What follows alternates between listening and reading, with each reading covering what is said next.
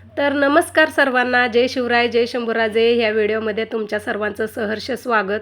तर आमच्या रानात तुम्ही बघितलेला होता ऊस तर तोडून गेलेला होता आणि हा पाला वगैरे जाळलेला होता, ह्याच्या खोडक्या वगैरे पडलेल्या आहेत आणि आम्ही फुटव्याला पाणी द्यायला लागलोय तोपर्यंत इथं मध्येच काय एवढा मोठा खड्डा पडलाय आणि हा काय पाणी पुढं सरता सरळ नाही.